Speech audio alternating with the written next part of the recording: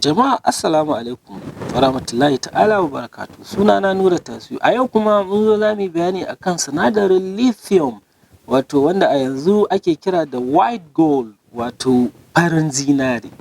Shi dai wannan sinadari a yanzu shi kakarsa take tashe, ko kuma shi yake cin gamarsa a duniyar yau, domin yana da amfani wajen haɗa baturan motocin zamani masu aiki da lantarki.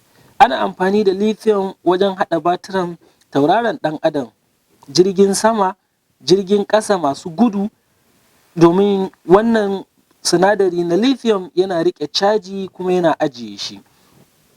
Duniyar kimiyya tana shirin ƙaura daga amfani da ababen hawa masu aiki da fetur zuwa masu aiki da batir don alkinta muhalli da tsaftace muhalli.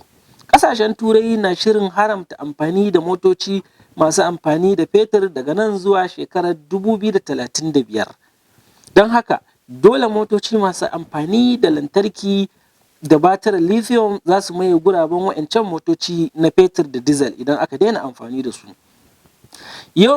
Don haka, yawan buƙatar lithium yana ƙaruwa sosai a duniya, domin ya biya ko ya cike wannan gurbi na amfani da motoci masu lantarki.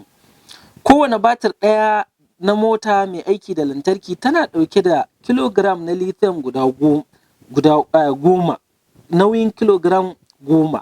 Don haka lithium ana da buƙatar lithium domin samar da miliyoyin motoci waɗanda za su maye gurbin motocin fetur da diesel. Ƙasashe uku ne a halin yanzu suke juya